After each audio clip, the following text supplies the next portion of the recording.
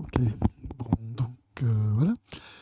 Je me suis dit qu'aujourd'hui, comme je ne savais pas si on allait pouvoir faire les groupes, avec, comme ça, qu'elle n'est pas là, en fait c'est possible, donc peut-être on le fera la prochaine fois, mais aujourd'hui je me suis dit que comme le chapitre était terminé, peut-être ça serait bien qu'on voit ensemble une petite voilà, révision plutôt que de faire des groupes de discussion où on a pratiquement épuisé tous les sujets de discussion qu'on pouvait avoir. Je n'avais plus trop d'idées par rapport à ça pour vous faire discuter. Quoique j'en avais un ce matin qui m'allait pas mal, que Geshe-la a lancé un petit peu là, avant d'amorcer le nouveau chapitre. Il a donné quelques pistes qui m'ont paru intéressantes. Juste qu'on en discute peut-être juste un petit peu comme ça avant de faire une révision du chapitre sur la persévérance. Ça a coupé? Je sais rien, d'accord. Ok.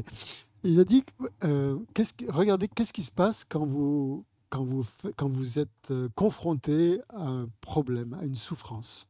Les gens, la souffrance de la souffrance, par exemple, qui est assez facile à détecter. Donc, qu'est-ce qui se passe dans notre esprit quand on est face à, quand on fait l'expérience d'une souffrance? Je pense que c'est intéressant parce que finalement, on est emporté souvent par cette expérience et on n'a pas de recul, hein. On est complètement dans cette espèce de bulle là, de souffrance et on n'arrive pas à en sortir, quoi. On est un petit peu coincé là-dedans. Donc, comment est votre esprit là-dedans, dans ces moments-là? Comment vous vous sentez, peut-être? La souffrance, c'est la sensation de souffrir, tout simplement. Quand on a une souffrance physique ou morale ou mentale, qu'on souffre.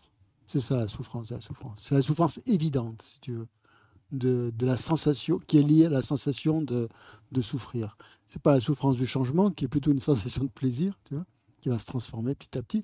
La souffrance, c'est vraiment la sensation de souffrance, quoi. Sensation désagréable, tu vois, qui est évidente à tout. Voilà, c'est la souffrance la plus grossière, quoi, on va dire. Mais bon, donc voilà. Qu'est-ce que vous avez à dire là-dessus? Peut-être des petites. Alors, oui, tiens, tu es bien, merci. Avant que tu partes. Vous avez plein de choses à dire, mais dites des choses justement, ce que vous ressentez par rapport à cette expérience de la souffrance, qui pour Alors en moi, parler, quoi. j'ai l'impression que mon esprit, il va comme une cocotte minute, quoi. Que c'est en ébullition, Une que ça ébullition. part dans tous les sens, que je complètement submergée, la descente, pas dire aux enfers, mais Mm, complètement, mm. On maîtrise plus rien. on maîtrise plus rien. Voilà. C'est ça, on maîtrise plus rien. Je crois que c'est ça le truc. Ben, moi, mon esprit, il est tout sur la souffrance et il n'est que souffrance et il est tout fermé. C'est des Ouais, pensées en boucle sur la souffrance, quoi. Ça, c'est le premier, enfin, les premiers instants, en tout cas. ouais. Et il faut vraiment que je fasse un travail mental pour le voir et pour commencer à m'en décrocher. Mais là, le premier instinct, c'est ça, c'est... C'est d'être complètement submergé Ouais, aussi. l'esprit, il est Mm, souffrant. mm. Ok. Mhm. Euh, oui, oui. En fait, moi, je voulais juste. Non, tu avais dit en premier. Reviens pas sur ta décision. Tu avais fait un beau geste là. Tu vas pas. Hein. Ouais, du coup, je sais pas ce que j'allais dire. C'est quoi ça? Ah oui. Euh, pour rajouter aussi, donc pareil, je partage exactement ce qui vient d'être dit, et pour rajouter aussi l'impression que ça va durer tout le temps. Enfin, je me rends pas compte que Que sur c'est le moment, impermanent. que c'est complètement impermanent, quoi. Ouais. Pour moi, c'est Mm. voilà, c'est vraiment C'est sur le durable. moment, C'est ça. voilà, Il n'y a c'est que ça et ça va durer éternellement. ouais. Ouais. D'autres choses à ajouter par rapport à ce qui a été dit? Ben Oui, moi, bah, bien sûr. Évidemment. Par rapport à ce qui a été dit. Donc c'est... oui. Ok. Eh Quelque chose ben, en c'est plus. que moi, en plus elle, enfin, avant, bon, ça fait, enfin, en tout cas, c'est ce que j'avais ressenti, c'est que je me mettais à imaginer ce qui allait se passer encore en plus. Voilà. Ce qui risquait d'arriver. Voilà, en plus, et aller en plus. Et bon, voilà, c'est-à-dire, tu vois ce que ça va déclencher comme conséquence? Mais de façon négative. C'est-à-dire, dans l'arbre tu occultes tous les autres. Oui, oui, voilà. Tu occultes toutes les autres possibilités et tu te focalises sur certaines, les plus négatives possibles. Ouais. Sur Zoom, vous pouvez intervenir aussi, bien sûr. N'hésitez pas si vous avez vous levez la main. Allô? Si vous avez des choses à préciser. Vous avez la question. La question, c'est que se passe-t-il dans votre esprit quand vous faites l'expérience de la souffrance? De regarder ce qui se passe dans l'esprit. Geshe-la a posé cette question ce matin. Qu'est-ce qui se passe dans votre esprit? Et je pense que c'est vraiment le premier pas à faire quand on est dans une expérience de souffrance, de regarder ce qui se passe. Mais comme tu dis, on est submergé. Bon, moi je parle. Je peux parler. Pardon, oui, bien sûr. Alors, il y a la souffrance physique et mentale. Oui. Dans ce cas-là, donc, moi, la souffrance physique, bof, m'en fous. Ça passe. C'est déjà pas mal. Et puis la souffrance mentale, ça, j'y suis assez sujette. Je respire, je me mets à respirer, voilà. Je fais le vide mental grâce à la... Non, mais la question, c'est pas qu'est-ce que vous faites, quels moyens... Qu'est-ce que je ressens? C'est qu'est-ce qui se passe dans l'esprit. Comment est votre esprit à ce moment-là? Mon esprit, il est mal, il est triste, il rabâche du passé, il rabâche le négatif, et voilà. Alors je lui coupe le bec en respirant. Bon, d'accord, ok. Sur Zoom, vous voulez intervenir? Alors, juste pour appuyer ce que vient de dire Pascal, c'est vrai que lorsque je fais l'objet effectivement d'une expérience de souffrance, j'ai tendance à penser beaucoup, à anticiper à ce qui peut se passer.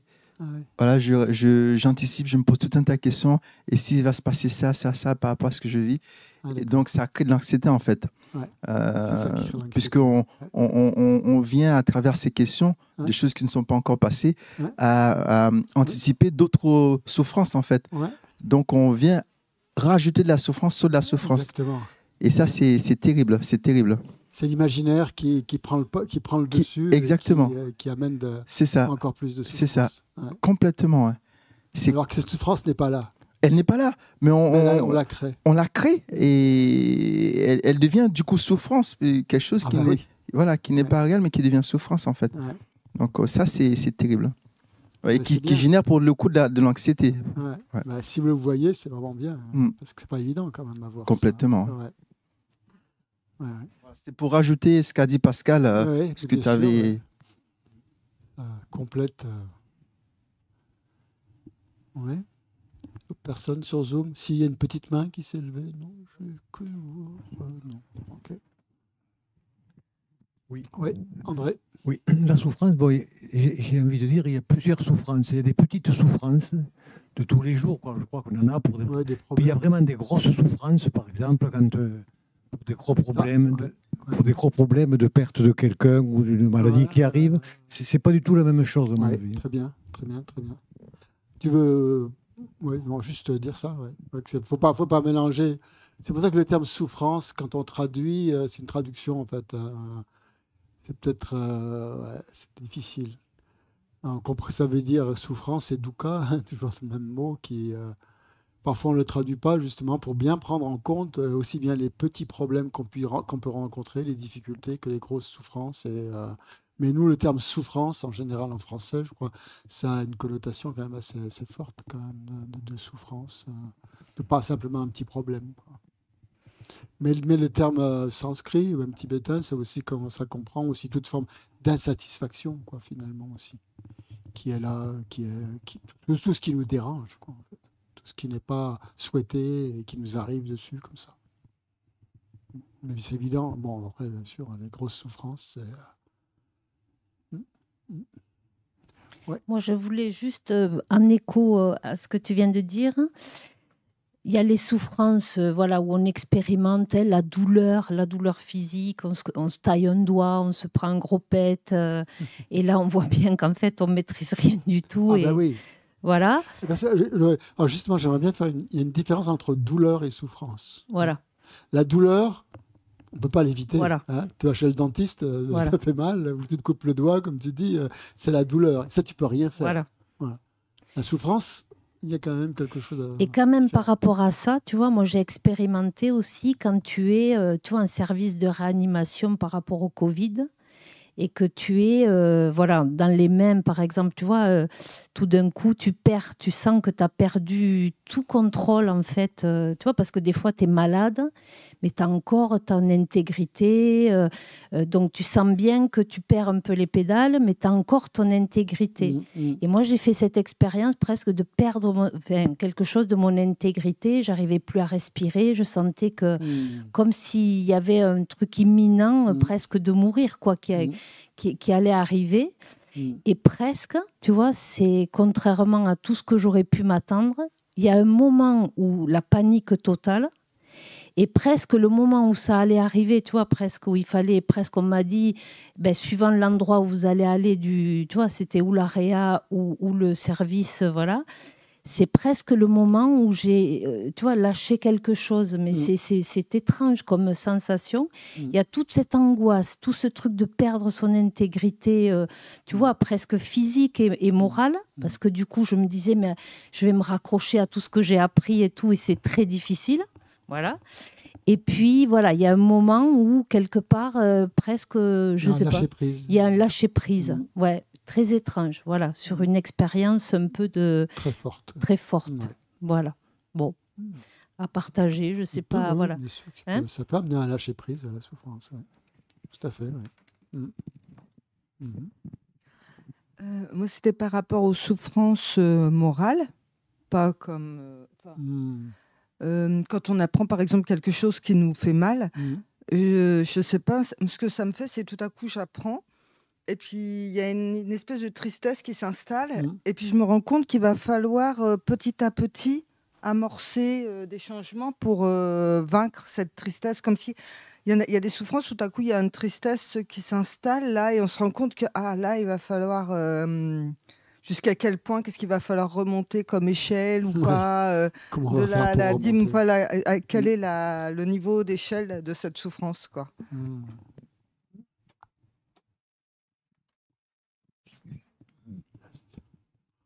Okay. Ouais.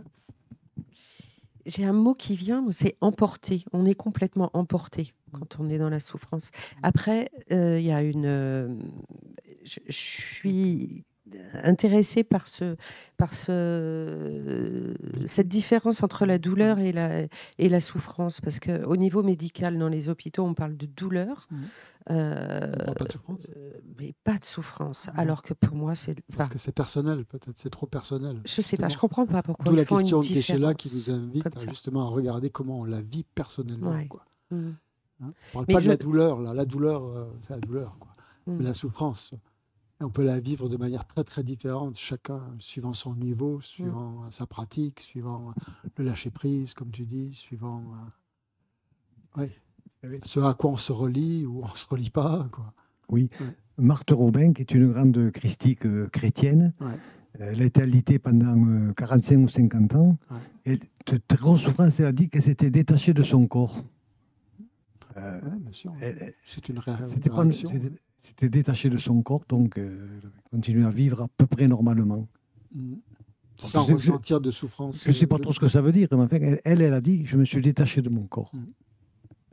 D'accord. Ouais, je pense que c'est possible dans ce moment-là. C'est sûrement... Ok, une autre chose Alors, bien sûr, en fonction du degré, mais j'allais dire presque, je trouve que des fois, c'est plus facile de prendre du recul sur des problèmes moins immédiat. Par exemple, quand on se tape le pied sur le rebord d'une table, c'est peut-être plus... Par exemple, moi, personnellement, j'ai vraiment de la colère ou je sais pas, des fois, j'ai envie de retaper dans la table qui est complètement stupide parce qu'on a encore plus mal. Mais voilà, et presque, il y a des fois, je me dis, quand j'ai d'autres problèmes ou d'autres problèmes de relation, j'arrive presque plus à prendre un peu de recul, à dire, bon, attends, on laisse passer, puis on va voir et tout, que quand c'est immédiat comme ça. Alors, je me dis des fois, pourtant, c'est des petites choses. Je me dis des fois, sur des petites choses, j'arrive moins à prendre un petit peu ce recul que des fois sur certains autres problèmes. Voilà. Après, bien sûr, quand c'est des choses, je pense, très de grosses souffrances, là, on est un peu sidéré aussi. Il y a cette sidération au départ et après, on en fait quelque chose ou pas. Ah, c'est intéressant, mais ces petites souffrances-là qui arrivent, là, comme ça, les petits problèmes qu'on rencontre au quotidien qui amènent de la colère. Pourquoi ça amène de la colère ? Ces petits trucs, quand on se cogne ou quand quelque chose qui nous énerve comme ça, qu'on n'a pas réussi à faire. Pourquoi ça nous met en colère ? Oui ? Parce que justement, ça va contre l'attachement. L'attachement à quoi ? L'attachement à notre jeu à l'intérieur, notre jeu, le moi, l'ego, il y a galaxique. L'attachement à quoi précisément ? L'attachement. Le jeu, c'est vague. Hein ? On parlait de l'intégrité, physique, de l'homéostasie, je crois qu'on dit quand on est l'équilibre intérieur. Oui, c'est ça. Oui, l'équilibre intérieur. Ah oui, okay. Homéostasie. Oui. Martine. Je pense que c'est lié justement à ce que disait Geshe-la ce matin, c'est l'autochérissement aussi. On est atteint dans notre orgueil. Enfin, c'est pourquoi c'est une histoire d'intégrité aussi. Enfin, et moi, je vais préciser aussi par rapport à la souffrance quand. Alors, je parle pas de la souffrance, comme tu disais, je me cogne le pied, mais plutôt des choses de l'ordre plus personnel. Moi, à chaque fois que j'ai eu ce genre d'expérience, il y avait quelque chose derrière qui me disait, mais il y a quelque chose de plus grand que ça. Et en fait, et de se dire que de toute façon, rien n'est permanent. Donc, du coup, ça me permet à chaque fois de me dire j'accueille, je vis ce que je dois vivre et de ne pas tourner le dos à ça, de ne pas m'activer à autre chose, tourner le dos et me dire c'est important, si c'est là, c'est que je dois le vivre, parce que derrière il y aura encore quelque chose de plus important. Voilà. D'accord. Oui.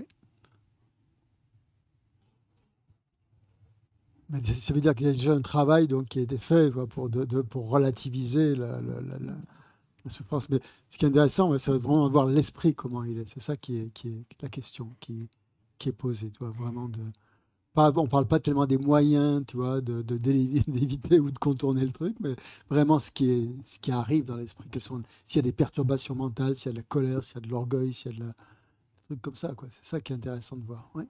Oui, à propos de l'attachement au confort, ça me rappelle des lectures sur l'Inde où il y a des sages, des moines, je ne sais pas qui cherchaient la souffrance.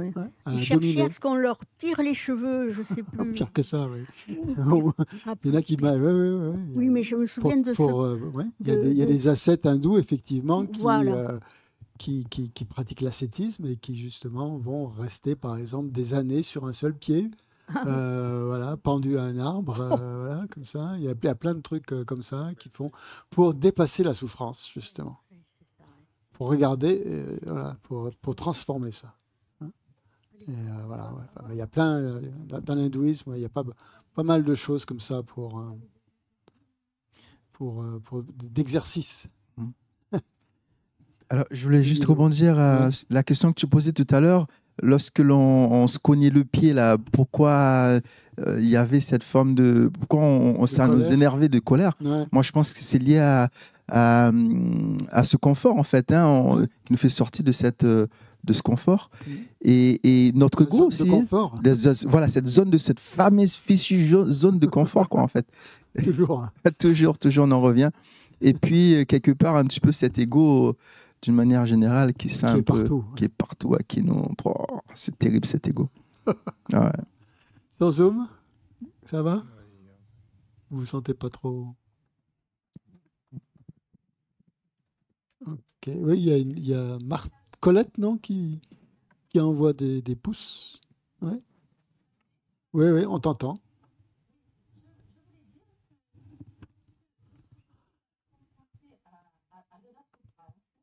Moi, en fait, je cherche refuge.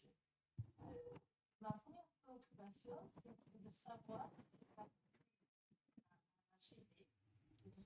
là, plus ou moins bien, selon son intensité, selon la nature de cette souffrance-là, ou pas. Et de toute manière, je cherche de l'aide. Je cherche refuge, surtout si excusez-moi, la manière de la gérer, de faire avec.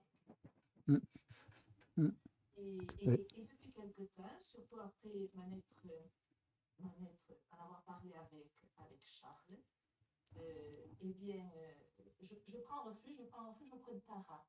Maintenant, j'ai pris cette habitude-là. D'accord. Tu prends refuge toute la journée, alors? Il y a des problèmes. Enfin, je ne sais pas en ton cas, mais moi, on rencontre beaucoup de difficultés. Ouais. Il y a des périodes, la veille d'opération. Ouais. Oui, dans des moments.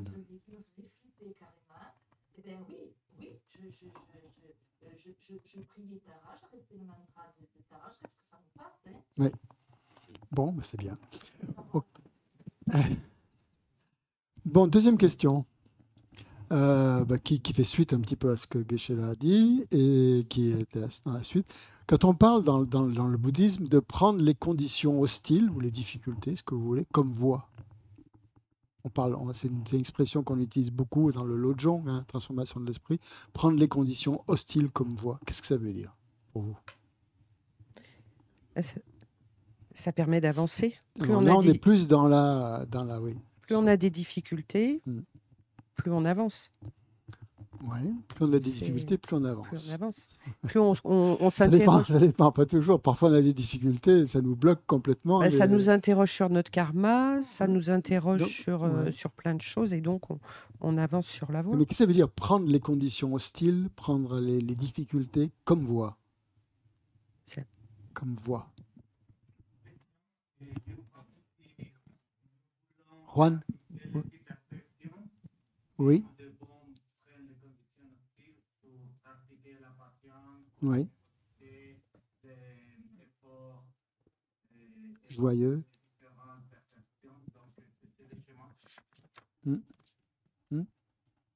C'est la voie, oui. C'est pratiquer les 6 perfections pour toi, d'accord, ok. Oui, donc c'est rencontrer, comme tu disais, utiliser des difficultés pour avancer. Qu'est-ce qu'il y a d'autre comme par rapport à ça, ouais. Geshe-la nous disait tout à l'heure, ne pas se dire c'est pas possible, j'y arriverai pas, j'y arriverai pas, j'y arriverai pas. Prendre les conditions hostiles, c'est peut-être se dire j'y arriverai, j'y arriverai, j'y arriverai. Oh, comme elle est bien, c'est une bonne grosse condition, celle-là. Positif. Elle est vraiment une belle, bonne grosse condition, quoi, comme ça. Ça, accepté, non? Après, bon, oui. Vas-y. Qui Je sais pas. Qui est-ce qui a pris la parole? Lise. Je pensais que c'est dans l'obscurité qu'on peut voir la lumière, et donc c'est dans les difficultés qu'on peut progresser. D'accord, c'est un peu la même chose. Ouais, moi, ça... Ouais. Pascal? Moi, ça tombe bien parce que je voulais... Une fois, Geshe-la nous avait aussi tendu une perche. C'était à la fin d'un Péba. Il avait dit... N'oubliez pas, la souffrance peut devenir une maîtresse, un maître. Ouais. Et ça rejoint ça, oui. Oui. Comment? une méditation, et il y en aura une tout à l'heure dans la deuxième partie. Les conditions hostiles, en fait, ça nous met face à nos perturbations mentales. Donc, il n'y a qu'à ce moment-là, en fait, on peut savoir qui on est. C'est aller voir nos parties sombres, en fait, parce que quand tout va bien, on n'y voit pas ces parties sombres. Hein, et on pense en plus, on a même l'orgueil de croire que c'est grâce à nous que tout va bien. Tandis que quand on se retrouve confronté à des conditions difficiles, eh bien oui, ça peut réveiller des peurs, etc., enfin de l'orgueil, etc. Et c'est vraiment les perturbations mentales, c'est une super opportunité pour avancer, vraiment pour avancer. Il n'y a que ça, en fait. Après, est-ce que quand on il n'y a que ça. Je me revis. Parce qu'après, évidemment, il y a développer la vertu, etc. Mais dans ce cadre-là, il n'y a que là où on peut voir vraiment où on en est, qu'est-ce qui résonne en nous, quelles sont nos projections, c'est ce que disait donc Geshe-la ce matin. Donc, on ne peut pas les voir autrement, nos projections. On peut pas... C'est grâce aux autres, aux autres personnes qu'on peut voir. Mais souvent, quand on a une perturbation mentale, justement, c'est ça que on ne la voit pas toujours. On n'est pas toujours conscient qu'on est tellement pris dedans qu'on ne se rend même pas compte qu'on est pris dans une perturbation mentale et qu'on est en proie à une difficulté. Et de prendre les conditions hostiles comme voie, à ce moment-là, c'est même pas on est tellement pris dans la perturbation mentale qu'on n'a même pas ce réflexe donc si déjà, bien sûr, comme tu le dis, on a déjà ce réflexe, c'est déjà qu'on a un certain recul par rapport aux perturbations mentales, qu'on les voit qu'elles sont... Pourquoi on les voit hostiles, ces conditions? Ouais. Pourquoi on les voit hostiles, ces conditions? Déjà, se poser la question. Parfois, la perturbation mentale, on ne la voit pas comme hostile. Hein. Oui. L'attachement, on ne le voit pas du tout comme hostile. Oui, la colère, parfois, on ne la voit pas comme hostile. Parfois, on la justifie, on va la justifier. Et c'est justement, on va trouver plein de raisons pour justifier une perturbation mentale. Et on n'apprendra pas comme une condition hostile. Oui, mais c'est justement, c'est un entraînement. Voilà. C'est un entraînement de l'esprit. C'est factuel. C'est-à-dire là, pour moi, il y a une condition hostile. Comment C'est factuel. C'est-à-dire que là, il y a une condition qui est hostile pour moi, que je la considère comme hostile. Ouais. Donc pourquoi je la considère comme hostile? Et c'est là, petit à petit, qu'on s'ouvre à potentiellement, avec l'entraînement, à nous, ça nous donne la possibilité de... Voilà. C'est ça. Je reprends. C'est pas très fréquent.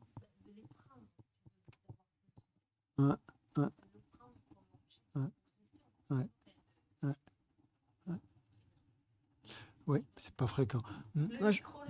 Je reprenais, mais en fait, par exemple, moi, si on prend l'exemple de la patience, comment est-ce qu'on peut pratiquer la patience si c'est, par exemple, si on n'est que entouré de personnes qui nous aiment, qui sont tous d'accord avec moi, je pratique pas la patience, ou si j'ai aucune difficulté dans ma pratique ou tous les jours, en quoi je pratique la patience? Je peux pas pratiquer la patience. Et cette patience-là, voilà, et c'est pour ça que c'est indispensable, que c'est la voie quelque part. Parce que, comme souvent Geshe-la nous le dit, on est sur le coussin, dès qu'on sort du coussin, de méditation, bien sûr. Ah ben oui, si là on perd la patience, c'est à partir de ce moment-là. Mais par contre, c'est sûr qu'il faut le développer avant, parce que c'est pas inné. Dans les 8 versets de la transformation, hein, on dit bien que dans les situations hostiles, il faut les voir comme notre maître, justement, qui nous enseigne la patience, qui fait naître, qui fait apparaître ces conditions hostiles pour que nous puissions pratiquer la patience. Sinon, on ne pourrait pas se développer, on n'aurait pas d'occasion pour pouvoir pratiquer. La pratique serait toujours cuit, les petits oiseaux, tout va bien, et il ne se passe rien, quoi. Et voilà, donc quand on rencontre ces conditions hostiles, c'est ça que ça veut dire, c'est vraiment les voir comme notre maître spirituel qui est là, qui nous aide, à avancer sur la voie. Ouais. Donc ça, c'est un... Ouais. Oui, il y en a qui disent qu'il faut mourir dans la dignité, la souffrance, ça ne sert à rien. Allons-y gaiement, faisons l'euthanasie. Et voilà, que leur dire pour leur montrer qu'ils ont tort. Qu'ils ont tort. Ah oui, je pense qu'ils ont tort. Mais c'est par rapport au sujet de prendre les conditions hostiles. Oui, ils ne veulent pas les prendre, justement, ils les refusent. Ouais, là c'est... là, c'est... Oui, tout à fait. Ouais. D'accord. Je ne sais pas, vous voulez répondre à la question? Quelqu'un?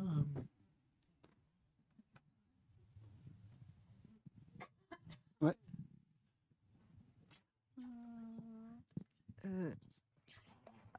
Alors je le prends avec beaucoup de précaution, mais moi, de ce que j'avais compris d'une fois des questions qui avaient été posées à Geshe-Loden, sur le fait, par exemple, de souffrance par rapport à l'euthanasie, c'est qu'en fait, le but, c'est pas de laisser c'est pas d'arrêter en fait les souffrances, par exemple par l'euthanasie, parce qu'il faut que le karma se développe. Mais par contre, c'est pas non plus laisser la personne souffrir quand on peut la soulager.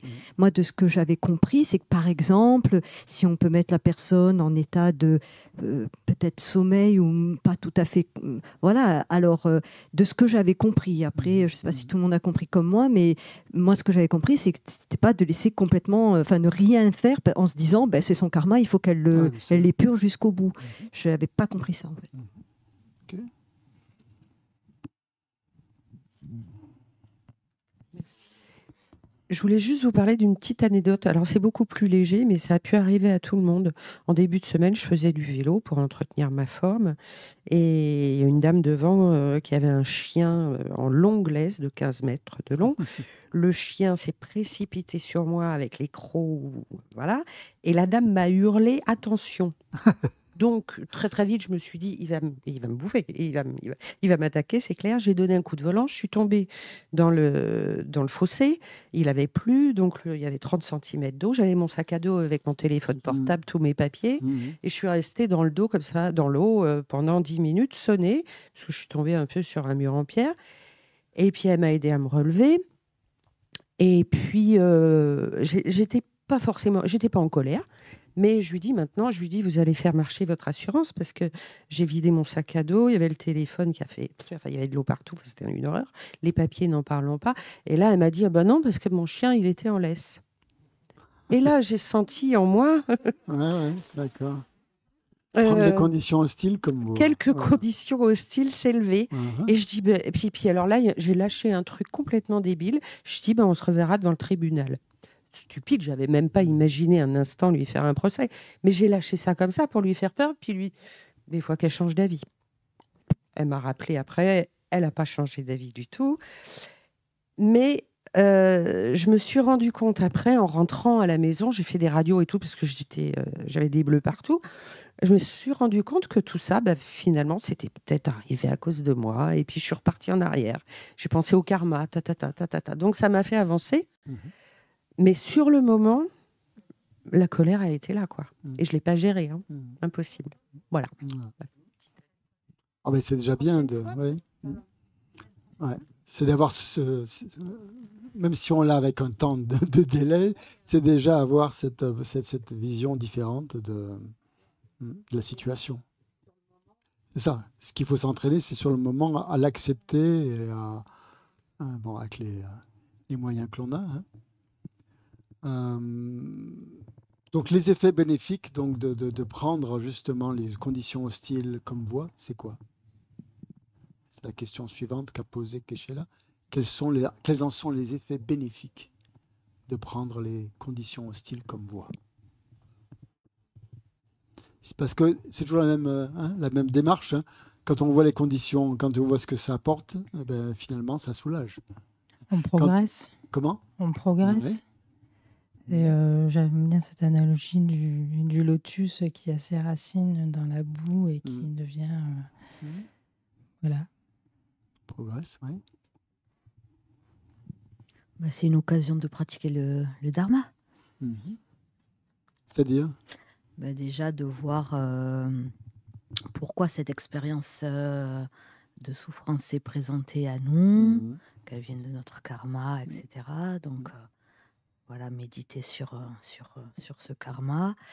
Et ensuite, toujours tout ce qu'on a dit, mettre en œuvre et prendre du du recul pour travailler sur ça, sur ses perturbations mentales, se poser sur ce qui s'est passé dans son esprit, etc., pour analyser, pour le transformer. Le transformer. Ouais. Oui, moi je vois. Enfin, j'aurais tendance à dire que c'est un très bon coup porté à l'ego.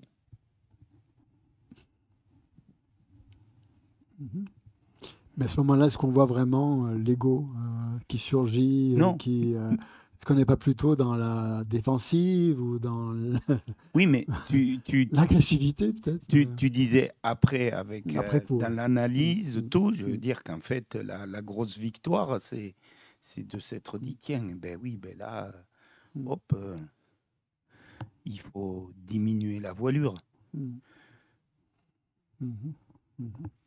Oui, Anne. Anne veut dire quelque chose. Oui, ça renforce, je crois, l'aspiration et la détermination de ne plus recommencer et d'au contraire inverser notre conduite.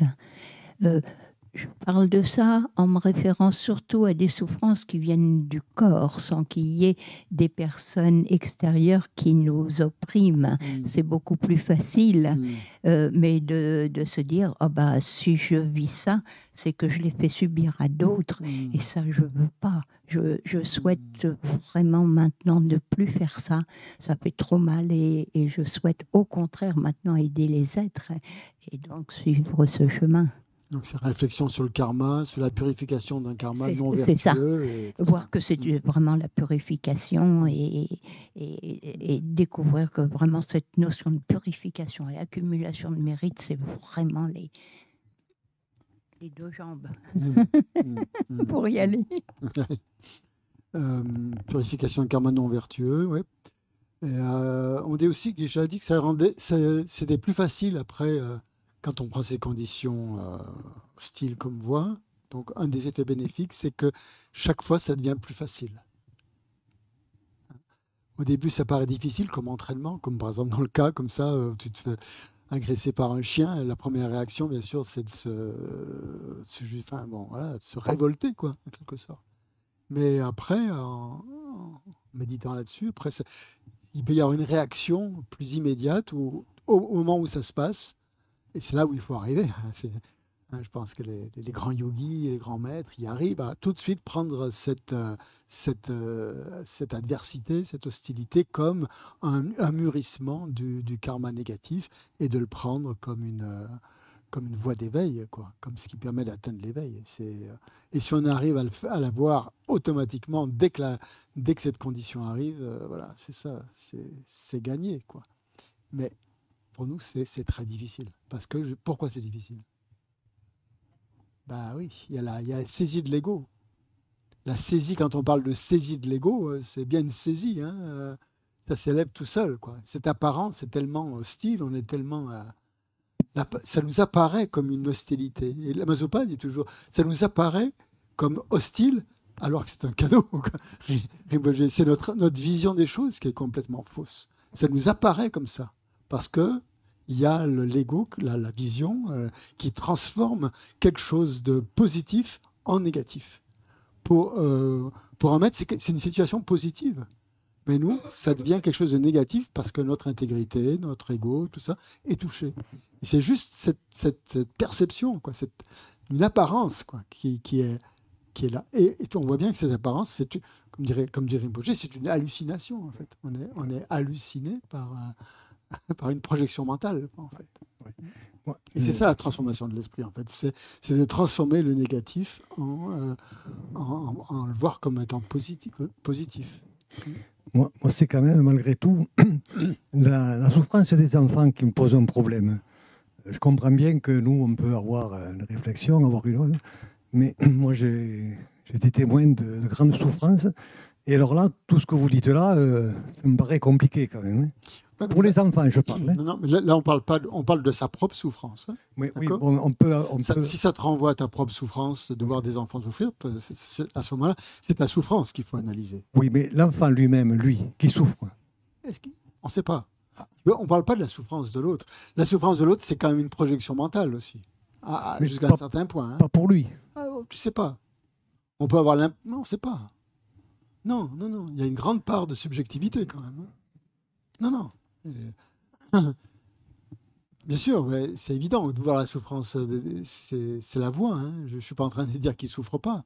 Mais après, il faut voir comment on analyse cette souffrance. Comment on la voit, comment on la perçoit.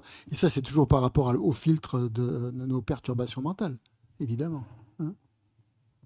Après, bien sûr, il faut se servir de la souffrance des autres aussi ça nous permet aussi d'avancer, ça nous permet aussi de développer la compassion, développer l'altruisme, la bienveillance, etc. Je ne vais pas dire que ce n'est pas intéressant, mais là, ce dont on parle, justement, c'est de nous quand on rencontre nos souffrances. Après, bien sûr, les souffrances des autres, oui, ça... Mais qu'est-ce que tu dirais alors pour la... Attends, prends le micro. Oui. Pour la souffrance des enfants, qu'est-ce que tu dirais par rapport à ça?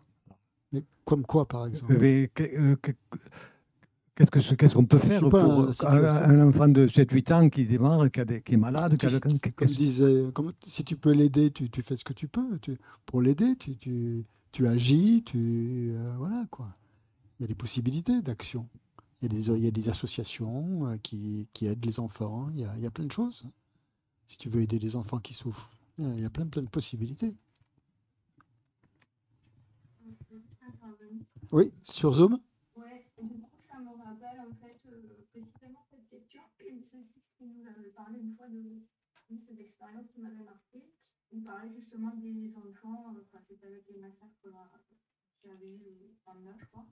Et en fait, il avait fait le lien, lui, avec le karma dans les précédentes de ses enfants. Enfin, il avait dit pour lui, quand il parlait du karma, c'était une des choses qu'il lui avait fait. C'est juste que je me suis pris.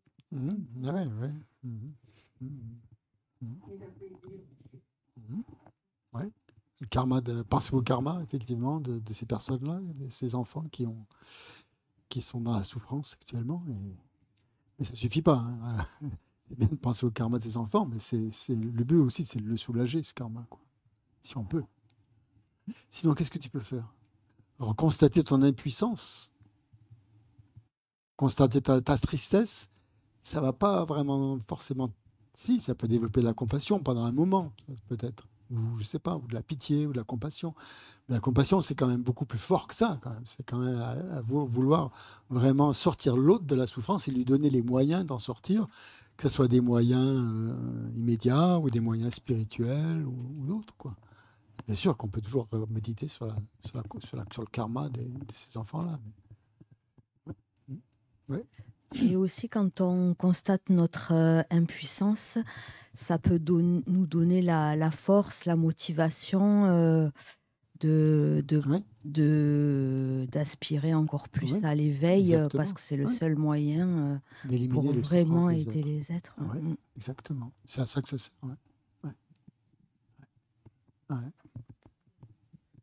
Christian, juste pour voir, parce qu'à force, souvent, quand on parle, on cite la perception. Au bout d'un moment, on ne peut pas considérer la perception comme une perturbation mentale. Non, mais parce qu'en fait, quand on voit ce que nos sens fournissent au cerveau, c'est-à-dire nos sens, les sens qu'on a, la physique. Les consciences sensorielles. Oui, les consciences. Non, pas non, moi je conscience mentale. Non, même pas encore conscience, parce qu'en fait, la conscience, c'est elle qui le reçoit. Les facultés sensorielles. Oui, nos facultés sensorielles. Ouais. Quand on voit ce qu'elles donnent comme informations, qui sont vraiment très très loin de la réalité, et après toute cette fabrication, est-ce qu'en elle-même, la perception ne peut pas être... Ne peut pas être quoi? Eh bien, une perturbation mentale, parce que comme justement on le dit, la vacuité, c'est d'arriver à ne pas faire fi des comment ça s'appelle, à passer au-delà justement ne pas prendre nos perceptions comme telles. Voilà, ça y est, j'arrive à trouver la vacuité, c'est ça. Mais donc, en fait, la perception en elle-même, moi j'ai tendance à, comme ça, là, juste à la sentir comme une perturbation. Toutes tes perturbations sont fausses?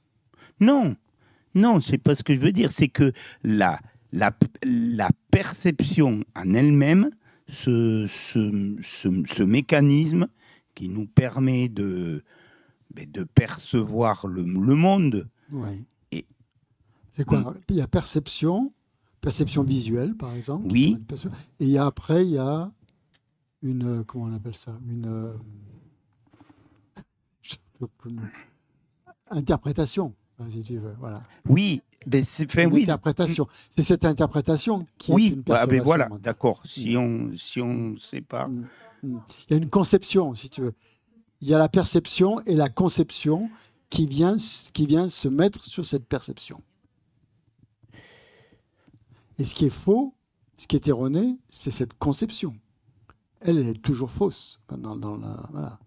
Si elle est influencée par une perturbation mentale. Si tu as réalisé la vacuité, il n'y aura pas une conception. Puisque dans la réalisation de la vacuité, c'est direct. Il n'y a pas de conception. Une perception de la vacuité, elle est non conceptuelle. Non conceptuelle. La vraie, je parle. pas la perception conceptuelle de la vacuité, mais la perception directe de la vacuité qui est non conceptuelle. À ce moment-là, il n'y a pas de perturbation mentale. Donc tu peux avoir une perception qui soit juste. Ce qu'il voudrait, c'est que la perception n'est pas forcément dictée par une perturbation mentale. Ah d'accord, oui. La perception, en cas de réalisation de la vacuité, la perception devient juste. Ouais. Voilà. Mais même quand tu n'as pas réalisé la vacuité, tu peux avoir des perceptions justes quand même. Oui ou non? Ils ont dit comment? Non, mais si. Je l'ai eu ressenti à des moments. On ne peut pas toujours dire, par exemple, pour l'histoire de la claire lumière avec les voiles. À des moments, une personne... Fait oui, je suis sur un autre... Mais à des moments, on peut avoir une... Comment ça s'appelle? Une connexion, une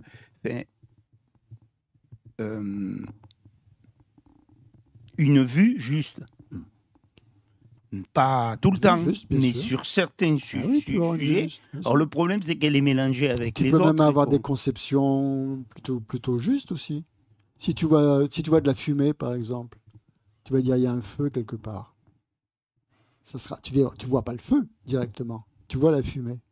Mais ce signe, cette fumée, t'indique qu'il y a un feu. Comme tu sais qu'il n'y a pas de fumée sans feu, c'est juste. Hein? Voilà. Tu peux avoir une perception inférentielle, déductive, qui est juste, qui t'amène à une compréhension juste.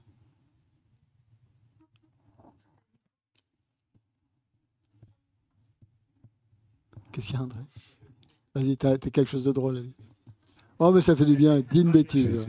Je disais que pour un loup, une belle femme, c'est un bon repas.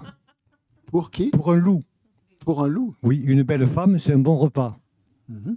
Et pour un maître, c'est une simple distraction, parce qu'il n'est pas dans notre cinéma, quoi. D'accord.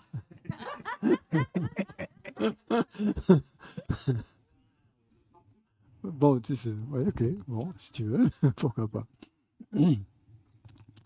Ok. Bon, il y a autre chose à dire? Oui, vas-y. Bon, devant la misère énorme du monde, les souffrances partout, avec ces théories, moi, je suis plus ou moins indifférente. Bon, ça ne m'empêche pas de faire des pratiques que j'ai inventées, il paraît que ça existe, où je visualise la Terre et j'envoie, je ne sais pas quoi, la lumière, voilà, c'est ça, le prana, sur la Terre entière. Je passe d'épaule jusqu'en bas, et voilà, c'est tout ce que je peux faire. Mais aller me pleurnicher comme me font beaucoup de gens, gna gna gna, et les souffrances à Gaza, et les souffrances ceci, et ce. Je trouve ça vraiment pitoyable. Ils ont leur karma, eux aussi. Ils sont allés trucider les Indiens, ils sont allés trucider je ne sais pas qui. Tout le monde a un karma. Il il faut réaliser ça, et puis c'est tout. Donc, comment ne pas devenir indifférent alors? C'est-à-dire, je pleurniche pas.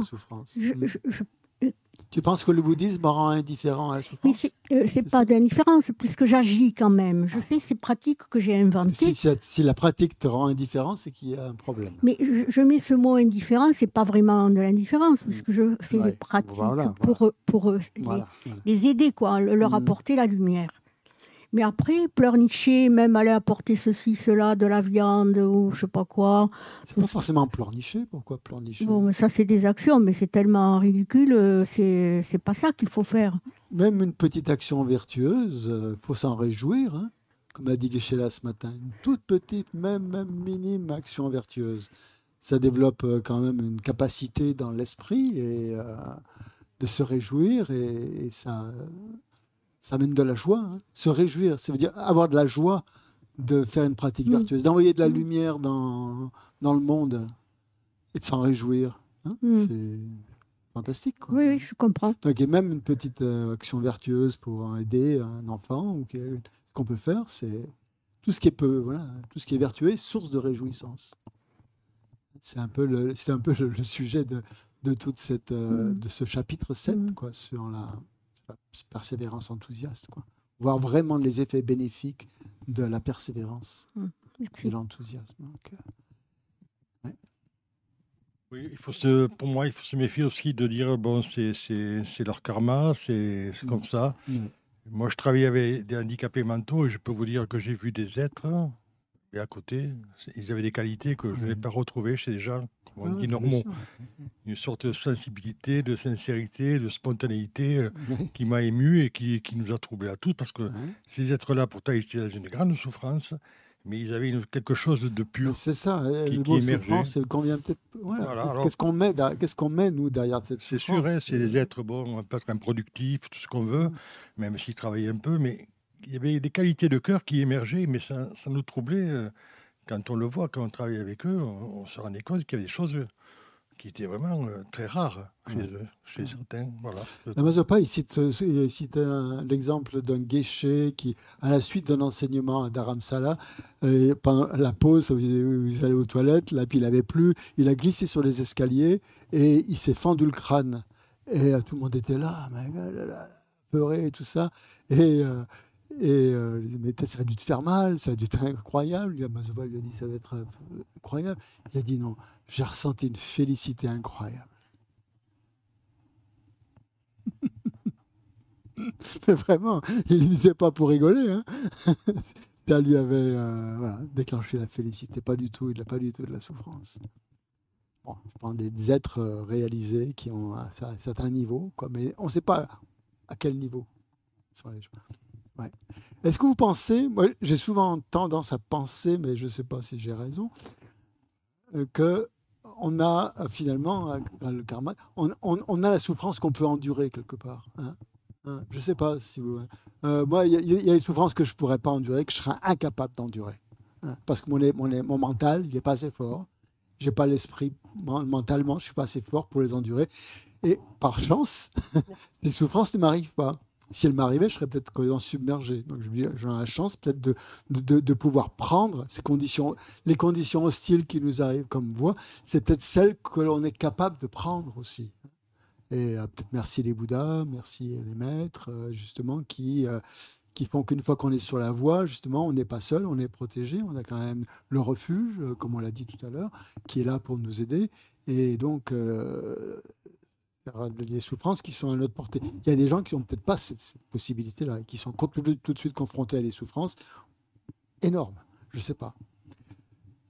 Voilà. C'était juste pour vous dire ce que je ressentais. Ouais. Oui. Je suis assez proche d'une association de mamans qui ont perdu leurs enfants, enfin un enfant. Et on en a souvent discuté de ça. Et je pense que ces femmes-là ont effectivement une force qui n'est pas donnée à tout le monde et qu'elles ont alors été choisies, je ne sais pas, mais enfin c'est à elles que c'est arrivé et pas à d'autres qui ne pourraient pas le supporter. Je suis complètement d'accord. Et en parlant avec elles le pensent aussi. Elles le pensent aussi. Parce que cette souffrance, elles arrivent à la transformer à en faire des choses extraordinaires en plus. Bon, dans le bouddhisme, on dit que c'est pas Dieu qui nous envoie des souffrances, c'est bien que ces souffrances, elles apparaissent du karma, forcément. Oui, mais... Donc, il y aurait une corrélation, finalement, entre le karma qu'on a créé et la souffrance, enfin, une relation de cause à effet, même pas savoir une corrélation, cause à effet. Donc, les souffrances qu'on endure, quelque part, c'est celles qu'on est capable de supporter, quoi, je trouve. Mais bon, parce qu'elles correspondent à notre karma. Mais moi, je ne suis pas d'accord avec ça. Voilà, moi, je pense... Bon, par contre, la loi de cause à effet, ça, il n'y a aucun problème. Ouais. Par contre, je pense que tant qu'on n'a pas vécu quelque chose, comme plein de choses, on ne peut pas dire si on va passer outre ou pas. Et c'est vrai qu'il y a des fois, il y a plein d'exemples aussi où de personnes, il leur arrive des choses dures et ils s'en relèvent pas, ou de la perte d'un enfant, ou voilà. Et il y en a d'autres qui vont avoir de la résilience. Et je pense pas que il nous arrive des choses que l'on est en capacité de supporter. On est en incapacité ? Non, enfin, je pense pas que les choses qui nous arrivent dures, c'est parce qu'on est en capacité de les supporter. Je pense pas. Moi, je pense que c'est... pardon. C'est ce que j'ai compris. Pour moi, c'est tant qu'il nous arrive pas quelque chose, effectivement, par contre, on est dans l'incapacité de savoir si on va être en capacité ou pas. Et il y a des fois, quand il arrive quelque chose, avant, on se serait cru complètement incapable de le surpasser. Et puis finalement, on le fait. Et puis, est-ce qu'on a le choix ou pas ? Peut-être pas. Mais voilà, donc je ne pense pas que ça soit avant que c'est décidé. Si ça nous arrive, c'est qu'on est en capacité de le faire. Je ne pense pas. Par contre, que ce soit quelque chose qu'on est forcément... on en a créé les causes, ça oui, bien sûr. Oui, ça, on est d'accord. Ok, merci. Ouais, je pense. C'est vrai qu'il y a des gens qui se suicident. Comment ? Je dis que si les gens se suicident, c'est que finalement, ils ne peuvent pas supporter ces souffrances. Voilà, donc c'est une preuve qu'il y a des souffrances qui nous arrivent qu'on ne peut pas supporter. Ouais. Tout à fait. Merci. Alors moi, je voudrais, en fait, pour avoir vécu quelque chose que je ne pensais pas être capable de supporter, mon fils a eu un cancer très jeune. Et j'avais toujours dit que mes enfants malades, ce serait très dur. Et quand on est face à ça... on y va, quoi. Beaucoup de parents nous ont dit, mais comment vous avez fait ? Et je leur disais, mais je n'allais pas l'abandonner sur le bord de la route avec son paquet de croquettes, quoi. Il fallait y aller, on y a été, quoi. Mais quand on nous a appris la nouvelle, forcément, ça a été le tsunami, comment on va faire, qu'est-ce qui va se passer ? Et finalement, on a retroussé les manches et on y a été, quoi. Donc je pense que je rejoins ce que tu disais, que tant qu'on n'a pas été confronté, on ne peut pas savoir les ressources qu'on a. Ouais. Ok, voilà. Super, merci. Moi, je pense à travers le monde, notamment les femmes qui perdent des enfants ou qui n'arrivent pas du tout, qui sont submergées, qui sombrent dans la folie, quoi. Je me rappelle d'une histoire au Maroc d'un enfant qui était décédé et elle marchait et elle errait avec son petit cartable d'enfant sur le dos et elle cherchait son enfant pour qu'il aille à l'école, quoi. Il y a une misère quelquefois qui s'installe dans l'esprit des gens et pourquoi ils ont mérité ça, j'en sais rien, mais c'est leur karma, pourquoi, mais ils ne peuvent pas le supporter. Okay. Il va falloir qu'on arrête, les amis, parce que c'est l'heure de la méditation. Est-ce qu'Yasmina veut dire quelque chose ? Tu as 30 secondes. Un petit mot. Oui, moi je pensais en fait à l'esprit, que ce soit une situation qui nous arrive ou... comment on peut l'aborder, la situation. Il y a un rythme aussi. Il y a des difficultés qu'on va au fur et à mesure surmonter ou pas. Mais ça va dépendre. Moi, je pense aussi de là où on en est dans notre fonction, dans la compréhension de notre esprit. Et après, ce qui me vient à l'esprit aussi, c'est par rapport aux difficultés qu'on appelle difficultés. Moi, je pense à l'attachement qu'on a pris pour des situations agréables. Et quand on s'est rendu compte que finalement, c'était un problème, et là, du coup, quand on décide de se mettre en travail par rapport à des objets d'attachement, là, du coup, ça devient une difficulté. Et comment aussi notre esprit réagit.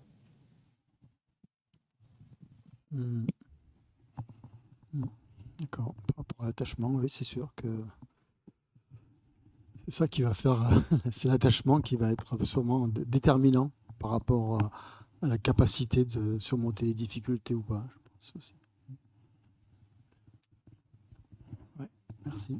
Bien, bah, écoutez, c'est très bien. Bon, on n'a pas fait tout ce que je voulais faire, mais c'est intéressant. Merci bien pour vos interventions. Et si vous voulez prendre 2 minutes, peut-être pour vous dégourdir les jambes ou autre chose.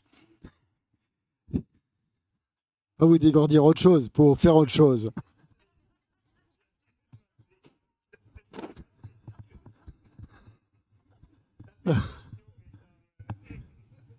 Les raccourcis.